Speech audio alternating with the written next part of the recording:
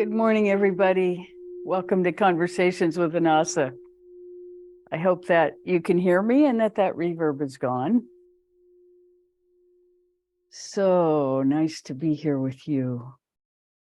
So let's start with meditation. Take your attention inside.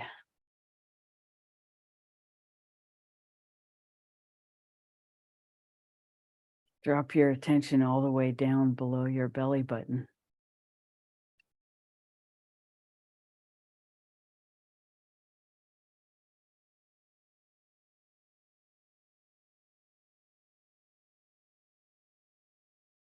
Notice how everything suddenly got still.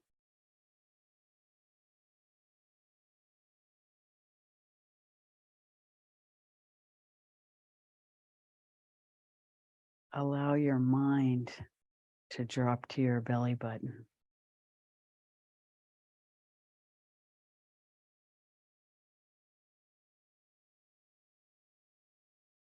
And now say to yourself, everything that's not mine, please leave.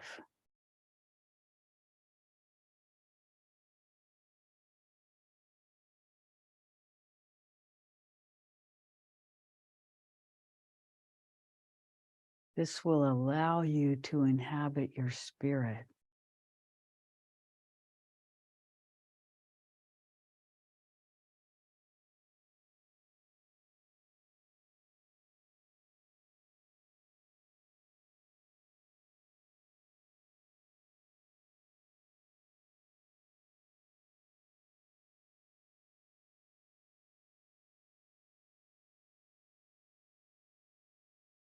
Now feel into your connection with Mother Earth below your body.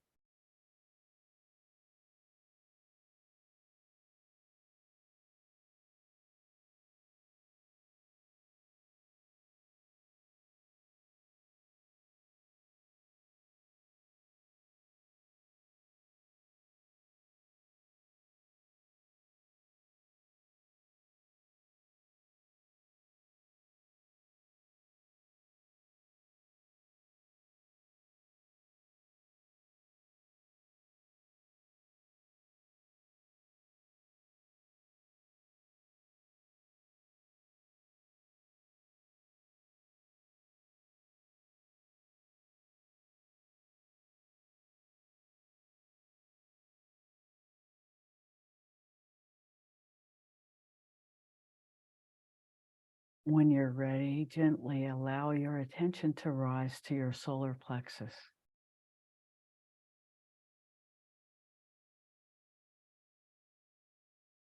We continue to work on inhabiting this space because for many of us who have experienced trauma in our lives, and we've all experienced trauma, this is the place where we store all the fear that will come back, as though holding on to that fear somehow protects us.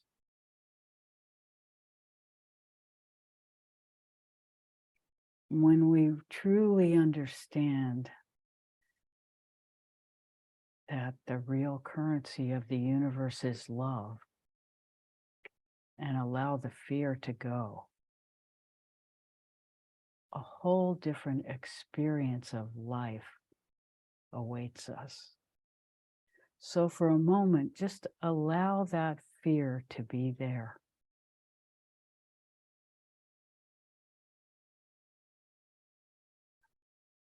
Sometimes it feels like a knot. Sometimes it feels like a lead brick. And sometimes it feels very spacious. Of course, spacious is what we want to choose. And sometimes it takes a little patience. The patience needed to face our fear and infuse it with love. There is no one with a magic wand who can permanently remove this except us. We are the holders of the magic wand of love that will release this burden of fear. No matter how many lifetimes, no matter how many lives of our ancestors were lived in fear, we have the opportunity to resolve that fear for ourselves by allowing it and releasing it. Both are necessary. We can't just exactly wish it away.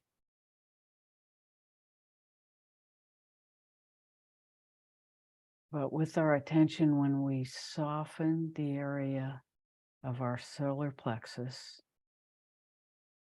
we can begin to release it. And it may show us things we don't want to see, or things we thought we already finished, or things we never knew about. And sometimes it will just release and give us the experience of heaven on earth. So breathe into that place and ask to be informed, because it's information that allows us to work through it.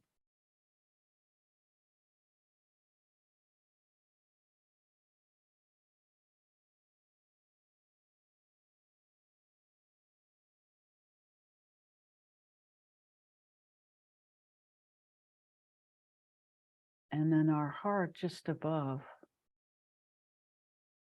begins to open.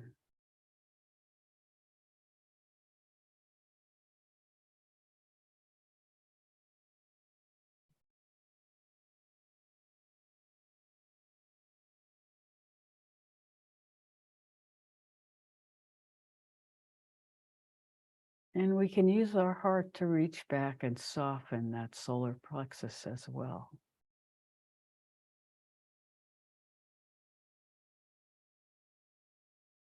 Because it is our open heart that gives us the gift to face the fear.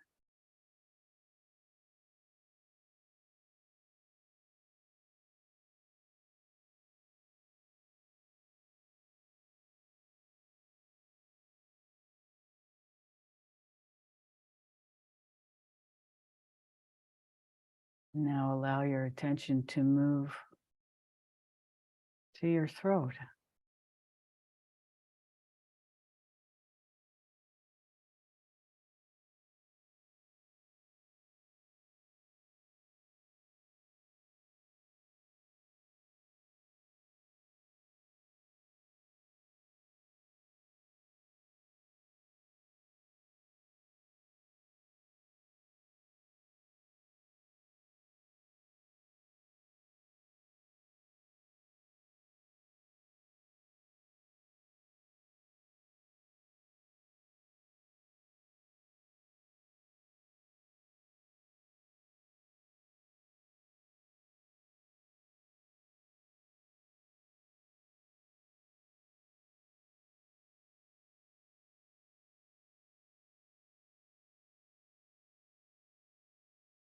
And the third eye.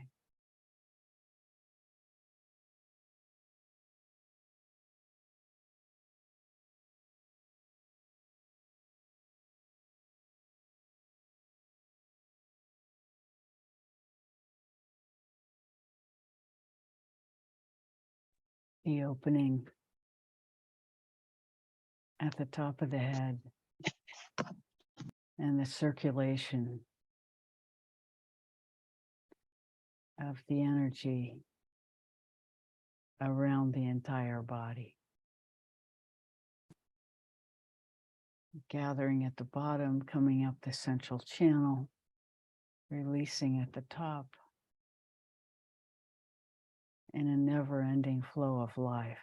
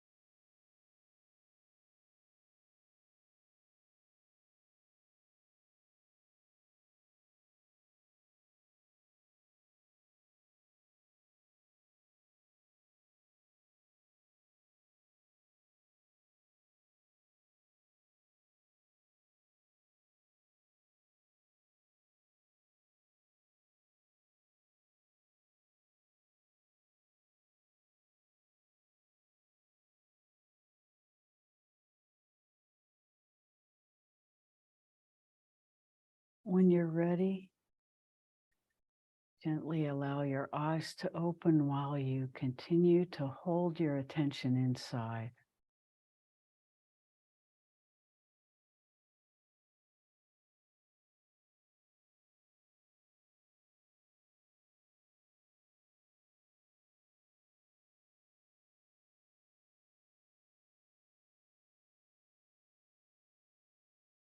We welcome your questions this morning.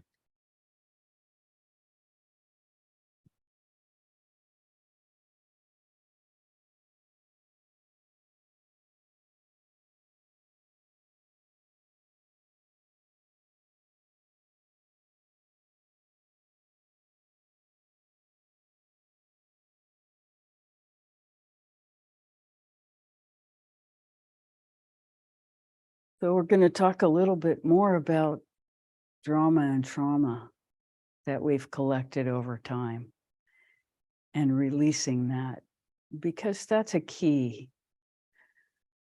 It's a key, especially for women. Not that men don't have drama and trauma, they do, but women tend to be exploited and harmed by forces they don't understand when they're children. Toxic masculinity comes into many girls' lives without their awareness or the awareness of the people around them to protect them. And so it takes many, many years of work as an adult to soften these patterns, manage our own rage from what was done to us, and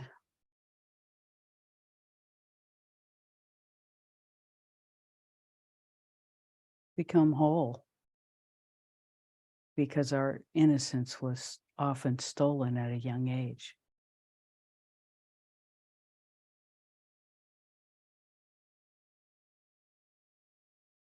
Last time I checked, for women in my generation, it was 1 in 3.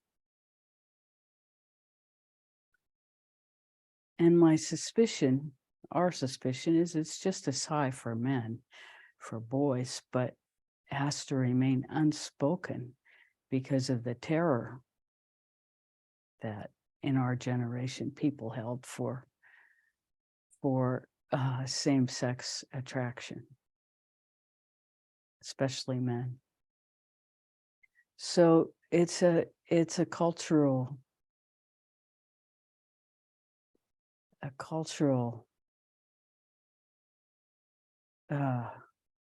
wound that we all have we participated in whatever way. Or if we were lucky, we didn't. But the cultural wound is still there for all of us, whatever roles we have played throughout our lives. And so the awareness is important, regardless of our own perspective.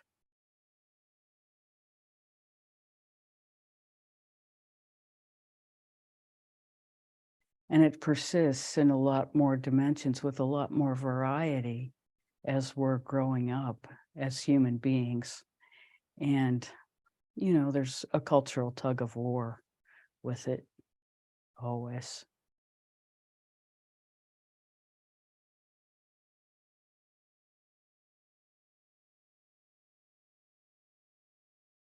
So, but it's coming up in our meditation in the solar plexus.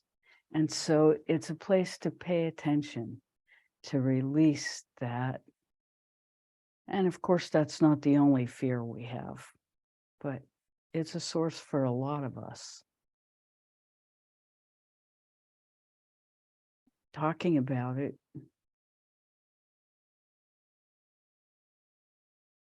allowing it to be present and felt, honored in whatever way needed.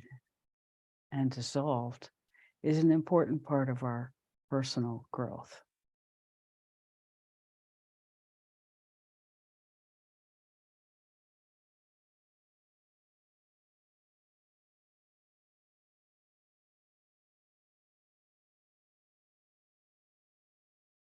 And there's stages in this. As in everything we learn, there are stages of growth. And the biggest word we will use is patience. Patience is required. And again, allowing. And of course, love.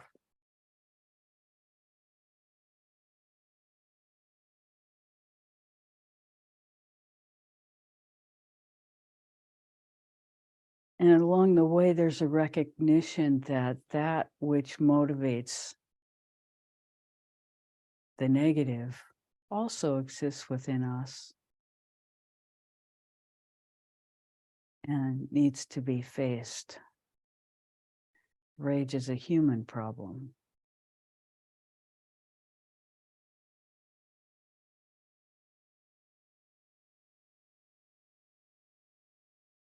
And it is in accepting our own rage that we begin to torment others with it less.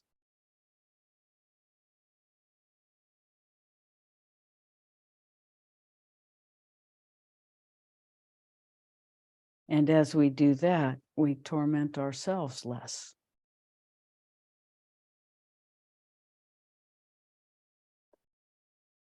So that's just the topic that came up for us this morning.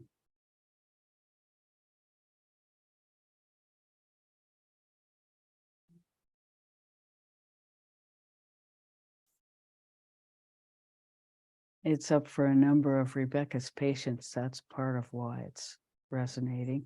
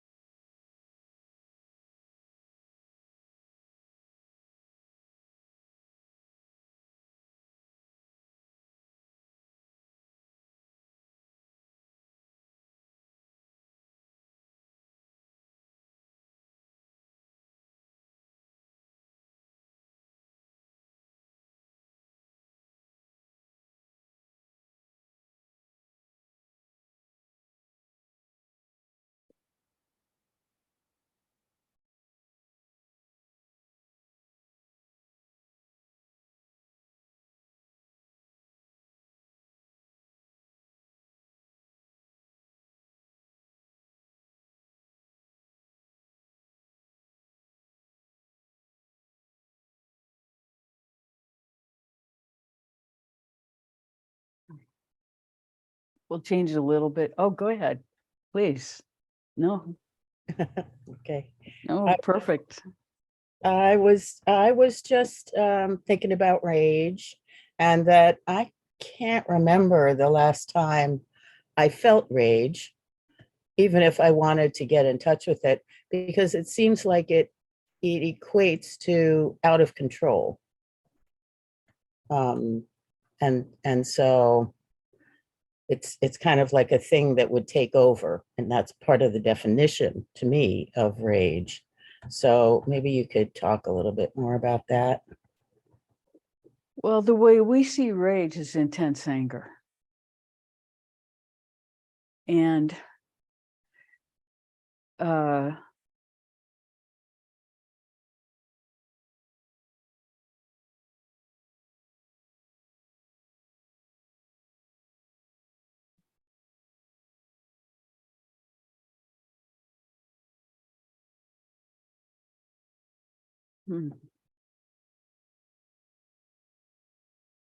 well, we'll talk about Rebecca's experience for many, many, many years in her life, even though she was doing lots of spiritual work, sitting in meditation twice a day, chanting, doing ritual practice. It wasn't until about 15 years in relationship, the anger was identified as anger. For many, many years, she experienced a lot of anger, but didn't have a word for it in her vocabulary because it was such a common currency in her family of origin. Anger was flowing so readily, so much of the time, and unaccounted for, and even described in the context of love, that it was very, very confusing. We are not generalizing to say this about you personally. We would never do that. We're describing what her experience was of her own anger. It was this field of, we'll say, constant disappointment that was a background in the family frequency. And this constant disappointment was actually the rage of her parents toward the disappointment of their own parents that had never been identified or dealt with. Now, she came from a fairly primitive emotional environment, that this was a constant. And so, you know, this may not be true for anybody else here, but this was her experience, that suddenly, I think the age was maybe as late as 56 or 58. She discovered that this field of disappointment was really a current of anger that was really rage and undigested from an ancestral point of view. So she was born into this field that was, and often, you know, a parent would say, from the field of rage, this is because I love you.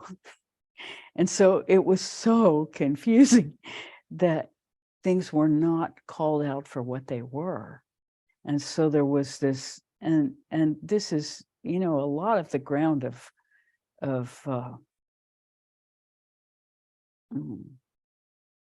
we lost our words. Well, it's very common in that area. Rebecca's about to turn 70. So in that era, this passive denial with this huge aggression welling up was very, very common.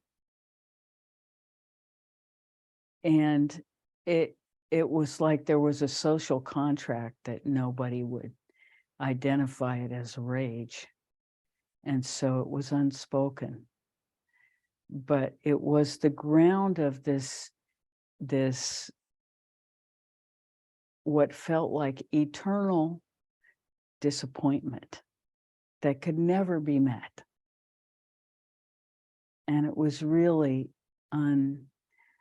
unidentified rage.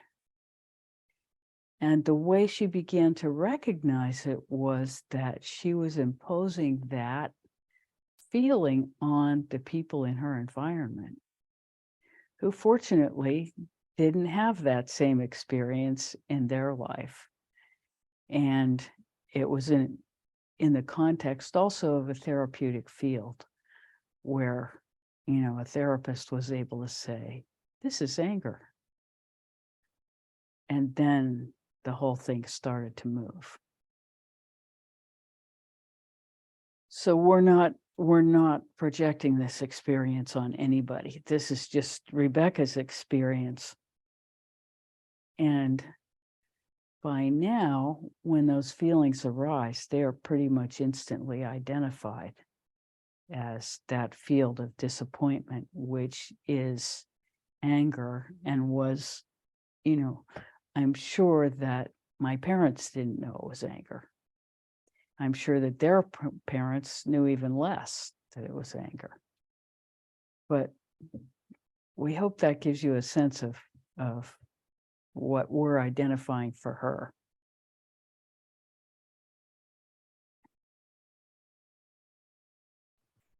Yes, thank you. Don't think there was a lot of rage in my early family, although we got spanked a lot. So there was high expectations of good behavior, you know. And I know I stepped out of that a lot and didn't know, you know, I didn't know that I was doing something wrong until I got spanked for it. And then even then I didn't always know why. So there was that, but I don't know how that relates to rage, because he never spanked us out of rage, I don't think. It was more out of just wanting us to be good kids, you know. Back in the day, you know, there was a picture of how a family was supposed to be, and you know, we're supposed to fit into it, I guess. Something like that. Anyway, yeah, but then after my father died, I think my mom had a lot of rage. I don't know. Yeah, it was very common because, women were so suppressed. They had no role except children. And, you could be a secretary or a school teacher. That was about it. Well, my mom had a lot of latitude. She was, Good. yeah, she and my father really had a great relationship, I think. You know, Oh, and she was able wonderful. to do. He supported her in doing anything that she wanted to do, really. And so she Fantastic. when no Well, other parent. that's why you guys are in such good shape. We are. Oh, good. Yeah, yeah. So, you know, they had a really loving relationship, and that we were able to you know, really flourish, I think, with that. That that Even that's strictness. a fantastic foundation. Yeah, That's good. that is. That's really good. Yeah, but good. That, you know, that makes more sense in terms of you know, rage being intense anger, and you know, sometimes it's sparked by something that almost, for me, anytime I feel intense anger, even if it's just a spark, because it's usually hardly, it doesn't take root, you know, it doesn't become a huge flame. But I just that spark, and I can feel that it goes deeper than that, you know, than whatever it was that sparked the anger. Right. It's And something of, that's, there's gold under that. you know, mm, Yeah. It's worth dusting it off and seeing what's really there. That's what we're talking about. Because these are the things that if we don't pay attention, they are the ground that sparks a lot of unconscious behavior in us that's imitated from who knows what when. yeah. Thank you. Oh, you're so welcome. Thank you. Sorry, I got behind with time and didn't have time to dry my hair this morning, so it's pretty much wet.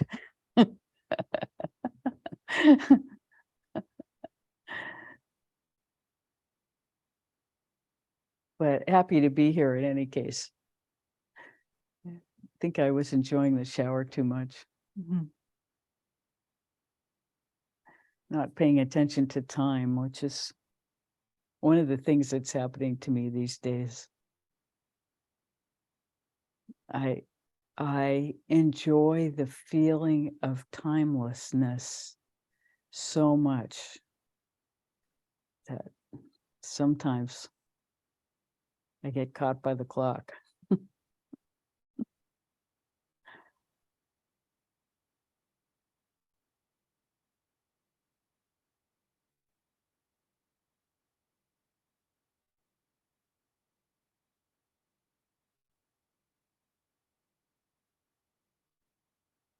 there does seem to be a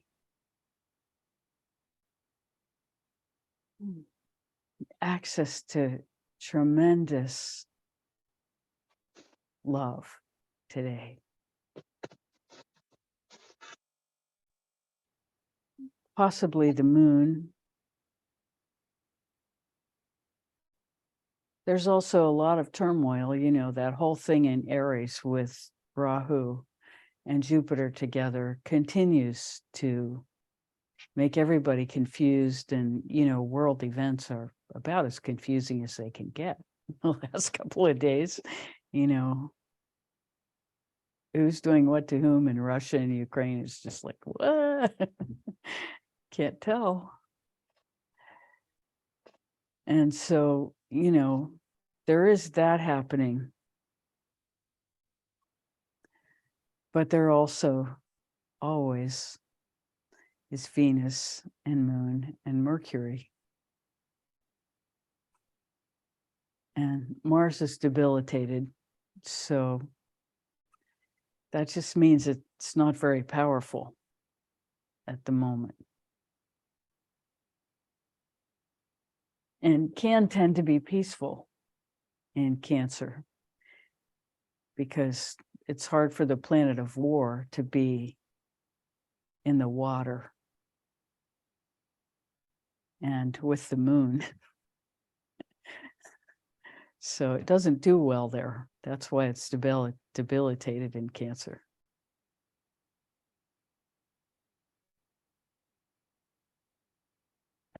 So that's the astrological weather for the moment. And that conjunction in Aries will be over at the end of September, early October.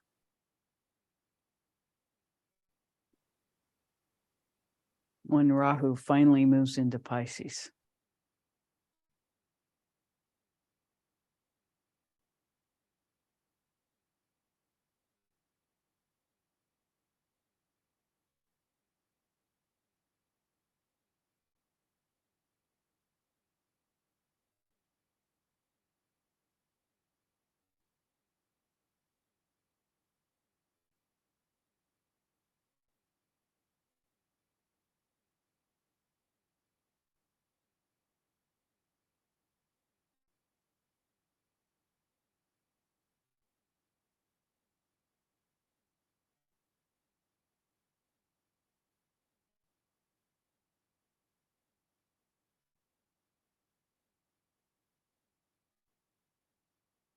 Yes. So what the last, well, my sister just said, brought up a whole lot of things that tied in with a question that I've been having for weeks and weeks, and I've brought it up in different aspects of it. The question was about something you've said, that the world is a reflection of one's inner state. And so I've been looking at, okay, what is the direction that I need to go so that I can contribute in a positive way to the state of the world by working on myself in some way. But I don't have a clear idea of where to start with that and what it is. I mean, I do have a spiritual practice, and I participate with you. And there are other inputs that I have that are very positive and reinforcing. And then what my sister just said about our upbringing, my experience of my dad was that he did punish us with rage. Um, I had I had nightmares about his face when he was punishing us, and it wasn't, in my experience, um, totally out of just making us good kids. It was more came from something in him that was really angry. And I agree also that my mom had a lot of anger that seemed to come from the fact that my dad died. I mean, that's where I saw her most emotional self come up. But her family was really important to her. So when things went wrong with uh, our daughter, her son, that sort of thing, she could flip out to go into another state um, of consciousness in a way. So I have, and they were wonderful, loving people who had a loving relationship together. But I know that there's a family history of the ability to manifest rage. And I have that. I, unlike my sister, do have expressed rage at situations that I found to be really ultimate frustration. That's when it comes out. And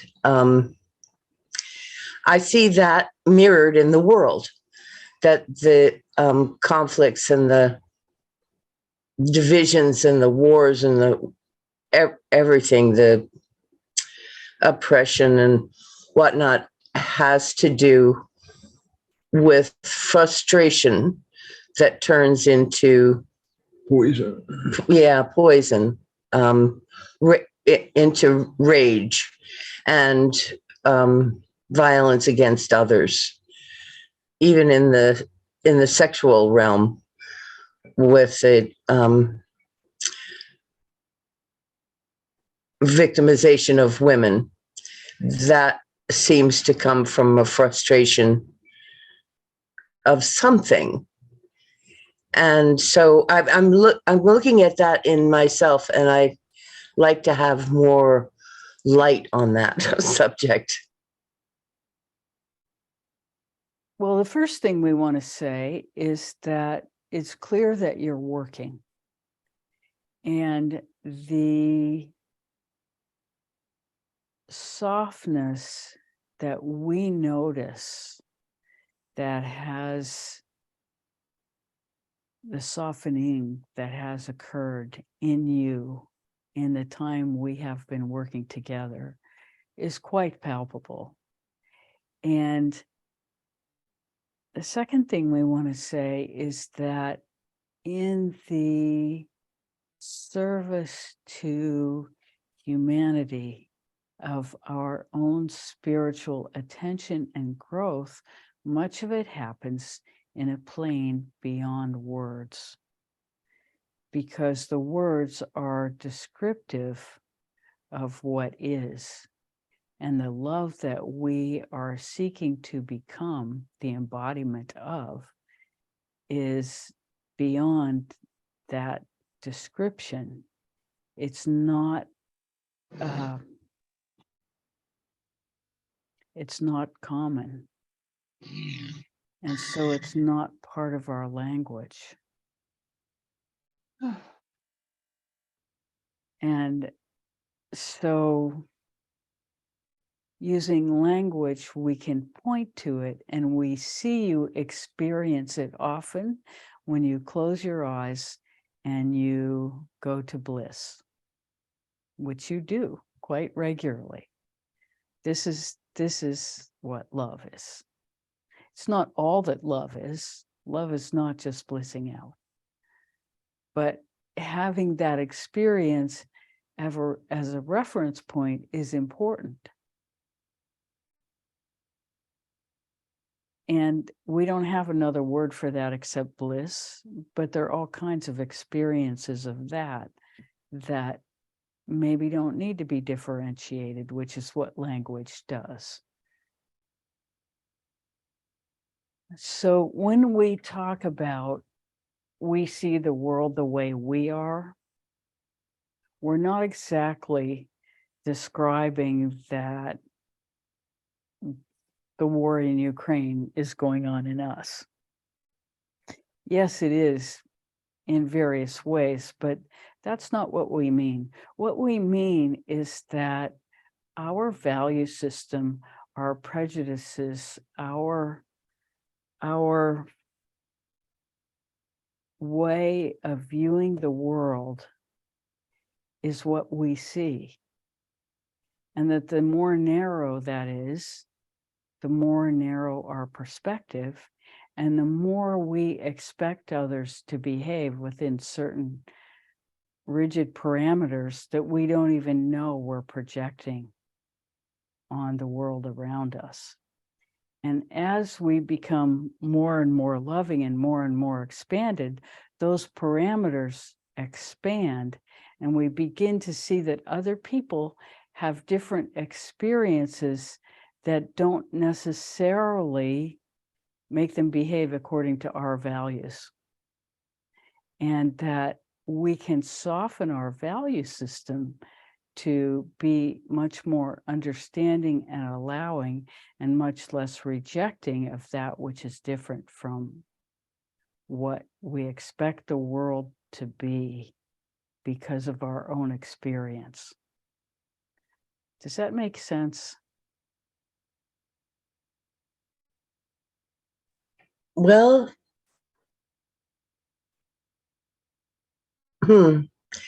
uh, I always have a problem getting an understanding that takes me to the new perspective.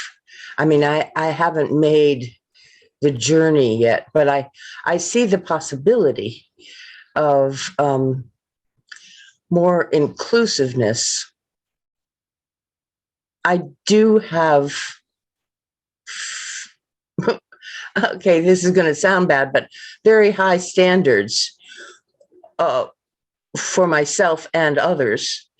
And so it looks to me, looking out at the world situation, as that people don't have standards, or they're letting themselves go into really nasty places.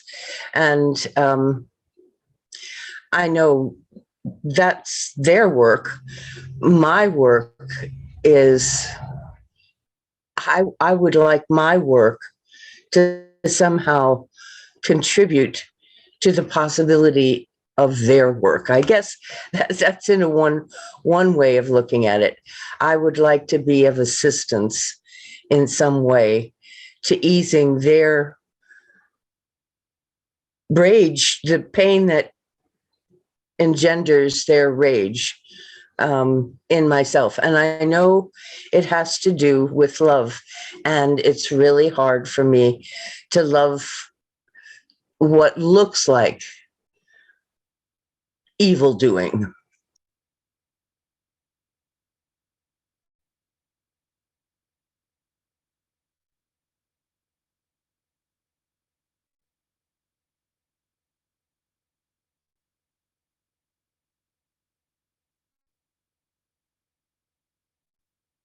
We're looking for the question in that.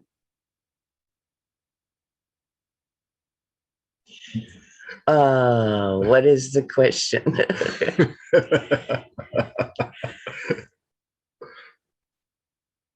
I don't know that there's a question. That's sort of an observation that I have more work to do in order to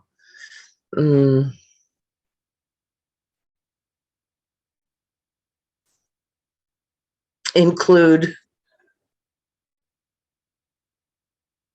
all of humanity in my prayers, evidently. I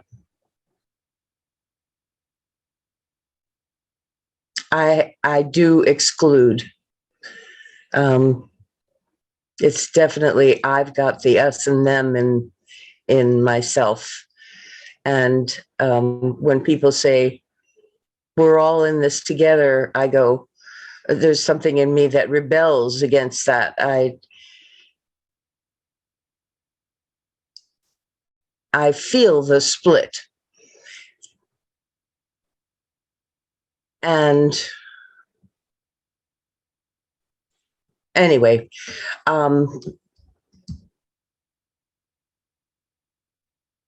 I try to make it simple for myself and have more love in my daily existence, and kind of let the world go for now until perhaps I have a realization of the truth of we're all in this together. Well, the first thing we'll say about that is there is no anything that says that we have to embrace toxic behavior or toxic energies into our world. We don't say that at all. We don't tolerate toxic in our environment, except in a very minimal way. And it's this: if a person is really trying to change, but they are experiencing toxicity arising in themselves, and they are really trying to grow, but they are in a toxic place in themselves because the toxicity has arisen as a part of their work, then we're there completely to help them deal with that toxicity. That is a stage of everyone's growth. And it's a recurring stage as we sort of go through the permutations of our growth. We run into toxic levels of poisonous levels inside ourselves that need to be released. This is what we were talking about in the solar plexus. When that happens, we are totally there. And that is poison to be transmuted into love within us. This is our work, transmuting poison within us. And we all have it. There's no question that we all have it.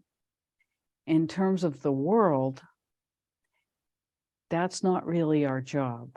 If other people come to us with their toxicity and we can help, great. If we can't, we send them to somebody who can.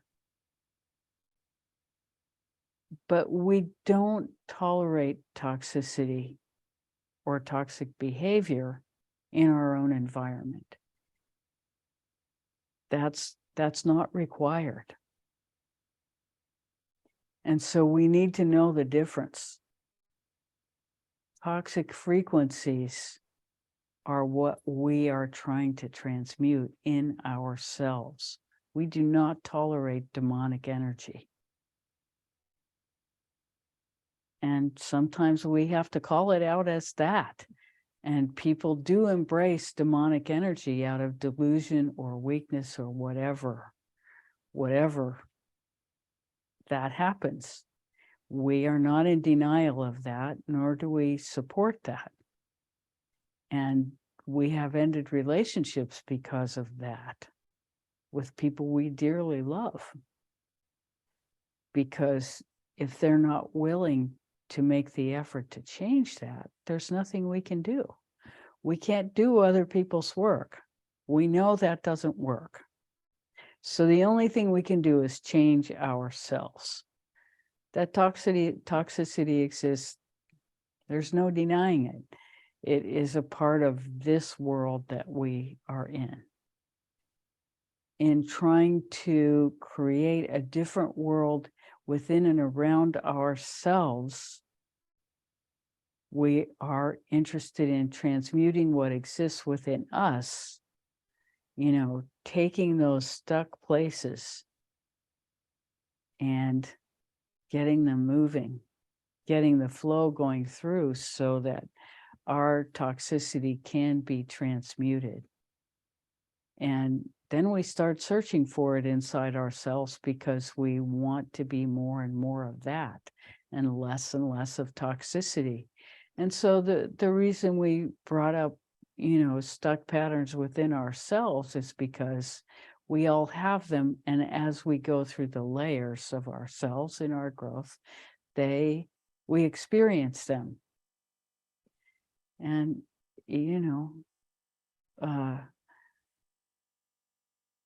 and we've seen very, very evolved people get trapped in them again.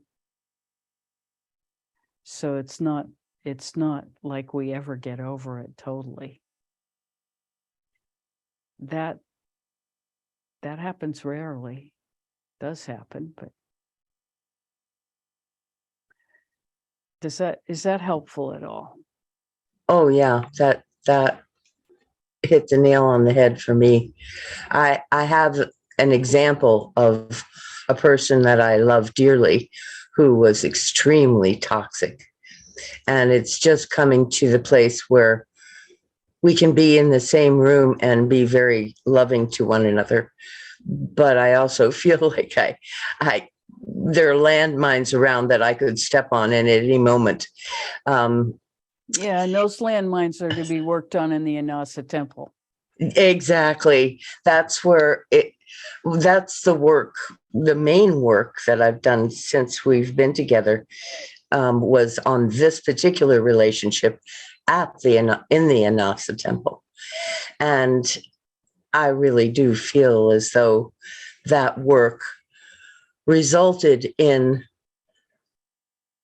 being able to be together and loving again, even though it seems still very touch and go.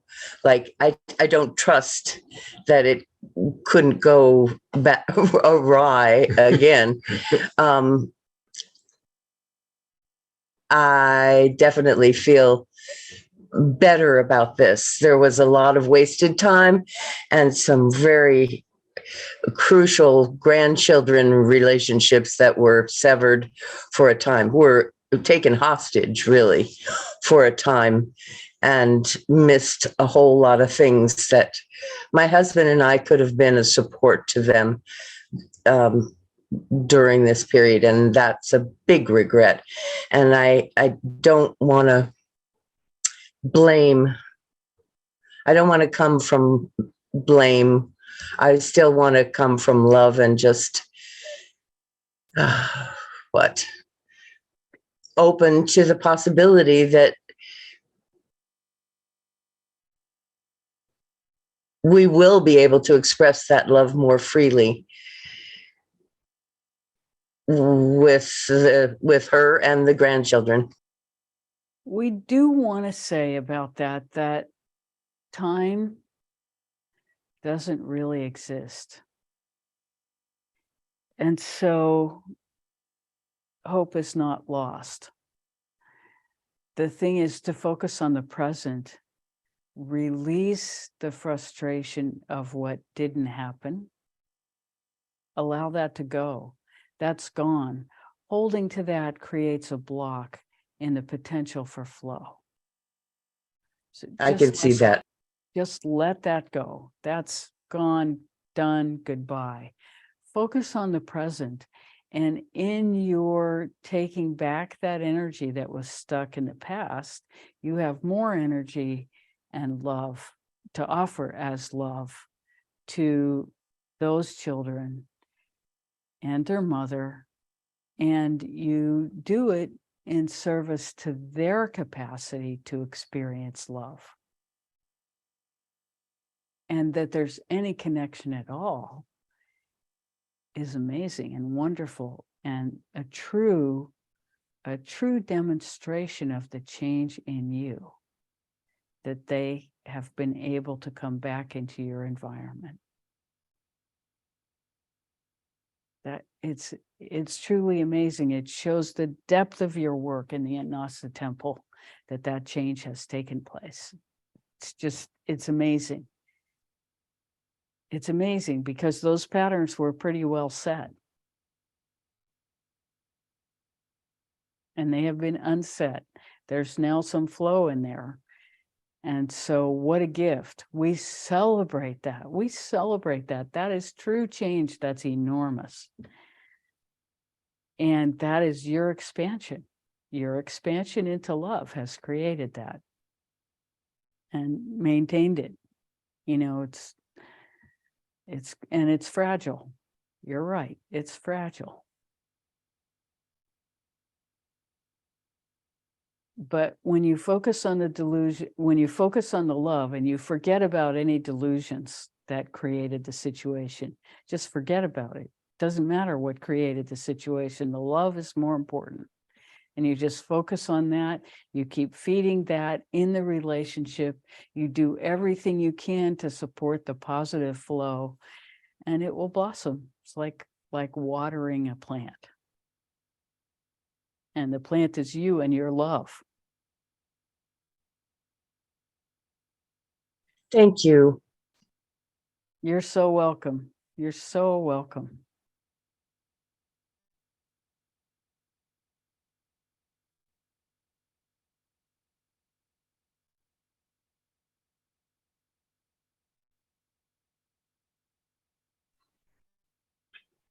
Yes. Good morning. Good morning. I just wanted to report, I guess. I've been struggling with a healthcare problem for a while, and I was in yoga class. I go to a local yoga class once a week, and at the end of class, I didn't have the strength to get up off the floor. And that was a new level for me.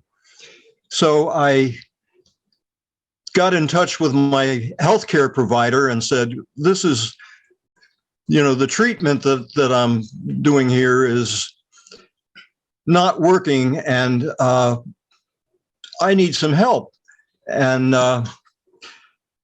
she came up with okay, all right, there's a medication that's new and experimental, and it needs to be, you can't get it at the local pharmacy. It needs to be brought in by flying saucer from the planet Promacta, and it's going to cost $200 a month for 30 pills. And somehow I felt really put upon with that.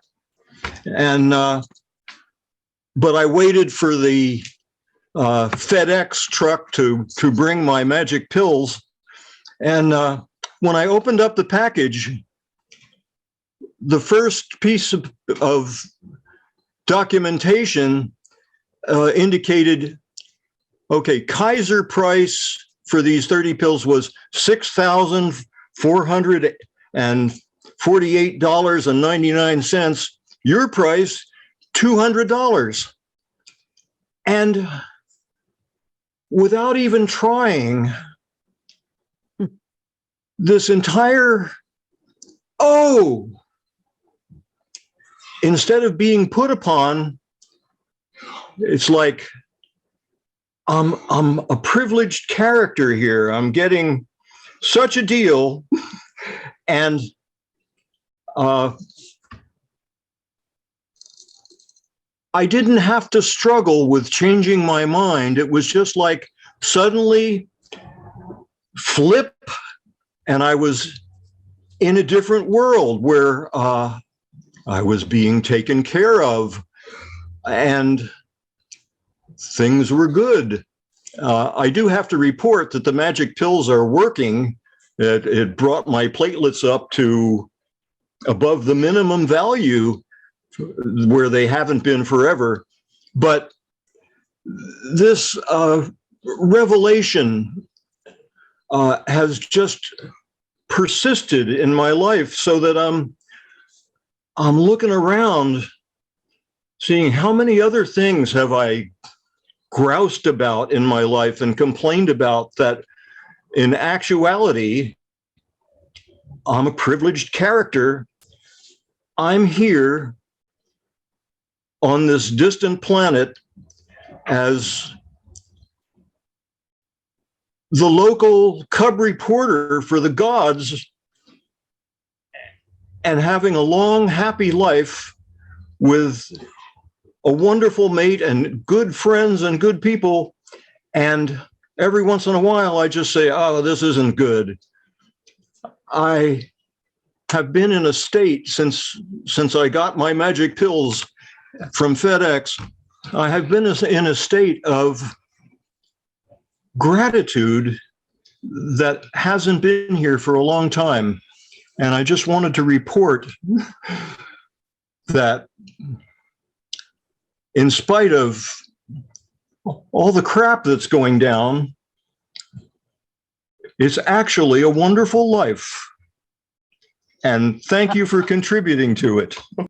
Oh, you are so welcome. And that's such a demonstration of how one fact can change everything for us. We're so happy you shared. Thank you.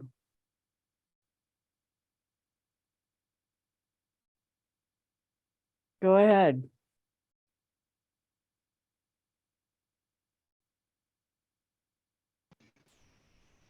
Good morning. Good morning. My upbringing was very similar to Rebecca's, and I thank you for articulating it so perfectly. However, because I did not grow up with my parents, but rather with relatives, I consoled myself in my mind that this was really, I was sort of in the wrong tribe. I got dropped in the wrong tribe. So this was not my people. And even though in that field of disapproval, I tried my best every single day for approval. And of course, nothing worked, or very little worked. And so what I did was I suppressed myself and my sensitivity. I was mocked for being so sensitive because I cried easily and removed myself. So now I'm labeled a crybaby and aloof. But in the last couple of years, that sensitivity has come to the fore. And I'm realizing how really sensitive I am. And I'm thankful for it because I think in its way, it's helped me so much in my life. Mhm. However, because I only discovered it truly in the last year or so, I'm now concerned that I'm not going to get the work necessary or the work I want to do before I die. So now I have this fear of, oh my God, Mm. what else should I do? Well, first we're going to reassure you that we're going to rename what you're calling sensitivity with its true name, which is innocence.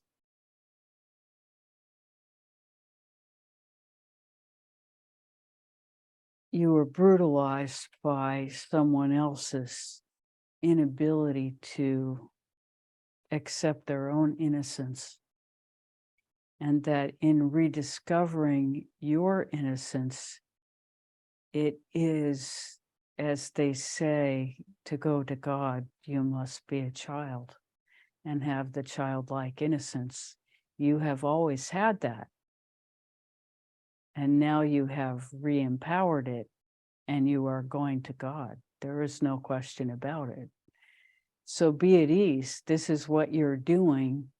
And none of us get to choose how much, or, we don't get to grade ourselves in this endeavor. We just do the best we can. And the fact that you have welcomed and embraced and are trusting your innocence is, in our experience, the demonstration of the depth and power of your work. And we have no fear for you in terms of your future when it's time for you to meet God. You have already met. You are in constant communication, and you couldn't be closer. That's what innocence is. So we bow to you. Thank you so much. I appreciate that. Thank you so much for sharing with us. We really appreciate that. There is no one here who has not been touched by your sharing.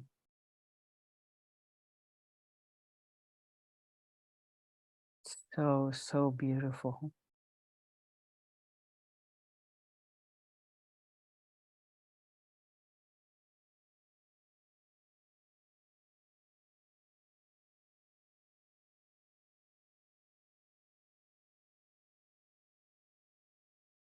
On that note, I think we can return to meditation, cultivating our own innocence.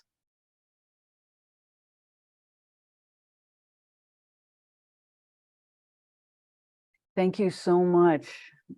Due to powers beyond our control in the scheduling of our lives, we have to miss the next 2 Sundays. Next week, we'll be playing a concert in Newport that anybody who wants to come to Newport is welcome to come to. And the week after that, we have a homeopathy conference that we've been committed to for a year. So they happen to fall 2 weeks in a row. And then we'll be back. So thank you so much for being here. We love your company. We will be here Wednesday night. And so we look forward to seeing you. So let's meditate.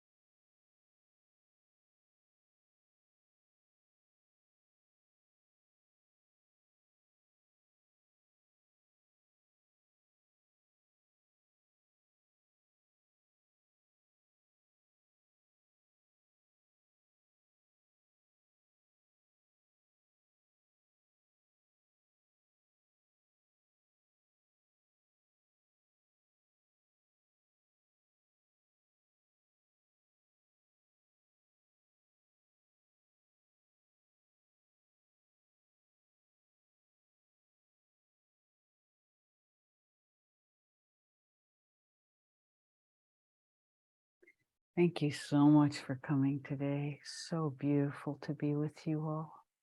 Mm.